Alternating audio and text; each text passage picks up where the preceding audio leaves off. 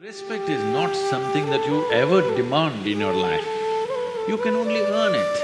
It doesn't matter whether it's parents or teachers or spiritual teachers, political leaders, or God himself came down and he said something stupid. You must be able to question him. When you have such a responsibility, you have to ensure that truth is the only authority. Authority is not the truth.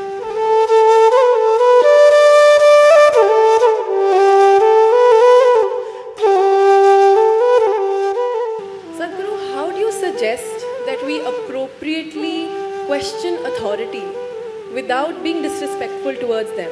Because from our very childhood, we've been taught to obey our elders because they know better and they are right.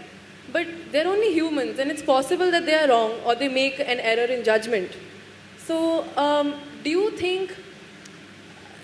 So, I'm not talking just in context of parents. It could be political leaders, scientists, experts. May also. Spiritual leaders as well. How do we question them to look beyond their traditional paradigm? Just the way you're doing it right now. Without being disrespectful. I understand, but it is possible that they take it as challenging their authority. Respect is not something that you ever demand in your life. Please don't ever do such a vulgarity that you demand respect. You can only earn it. You cannot demand it. The moment you demand it, it becomes vulgar. Yes or no? So you stand one step higher than somebody and you demand respect. Or the only stupid thing that you did is you came here a few years earlier than someone else and you demand that I'm senior. It must be happening in the college also. 1 year senior I am, you better respect me. Just 1 year ahead I joined the college and now I'm senior, okay? So, this is an unfortunate reality that's well established in the world, that in the name of religion, in the name of authority, in the name of parenthood, in many different ways, we have been trying to establish authority is the truth. No, authority is not the truth. Truth is the only authority. This is why, youth and truth. Truth is the only authority. Nothing else is the authority. So if I ask a question, somebody freaks. See, if you ask a question, somebody freaks because they don't know the answer. Suppose you go, sit in an examination and look at the question paper, you don't know a damn thing, don't you freak? Just like that they're freaking, why don't you understand? Hello? So they gave you a question paper, you have no clue, do you freak or no? So they are also freaking. So you must understand and be a little compassionate. When you ask a question, somebody freaks means obviously they don't have an answer. So you must be compassionate, considerate because they're your seniors. They came ahead of you, but they are no better than you, so they're freaking a bit. Please make way for them a little bit, what to do? They've grown a little bigger than you.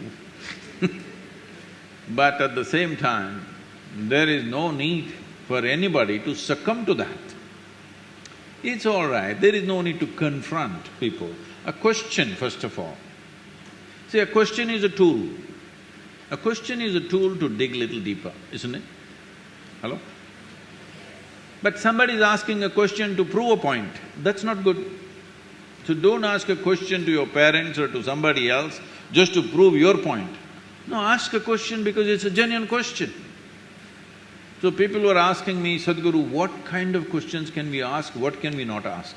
I said, even the dumbest question you have, if it means something to you, it means something to me. If it doesn't mean anything to you, don't ask such stupid things because it doesn't mean a damn thing to me either. But if it means something to you, maybe it's a stupid question, somebody thinks it's a stupid question, but it means something to your life, it means a lot to me.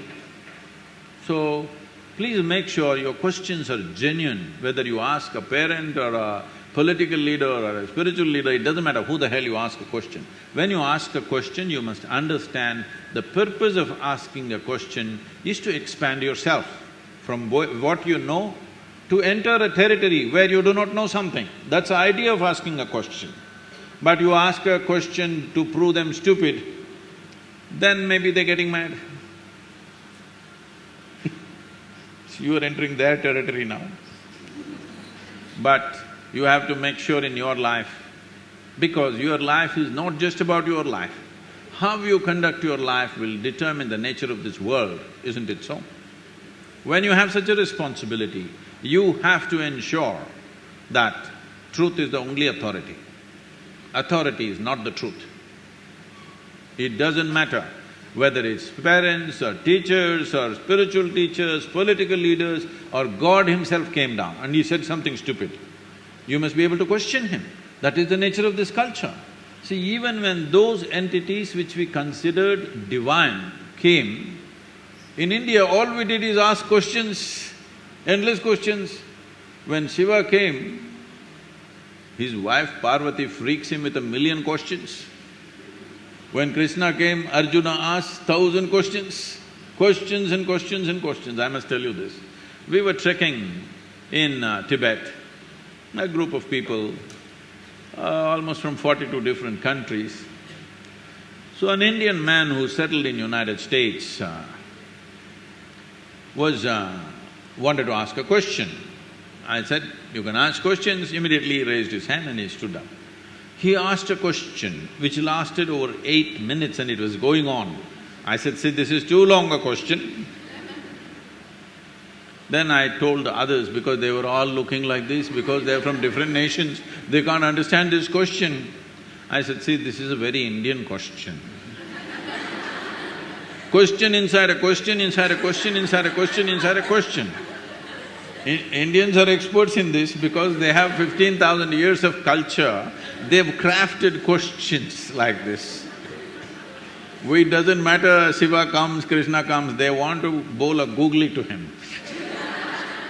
That's the whole intent. So I said, "See, this is an Indian question," and I tried to explain to them what is an Indian mind and why it asks such questions. So much of culture. Then one Chinese lady, she said, "Sadhguru, I was working at the United Nations, even there only Indians ask questions." We never ask questions, only the Indians were asking questions all the time. I said, "That is India."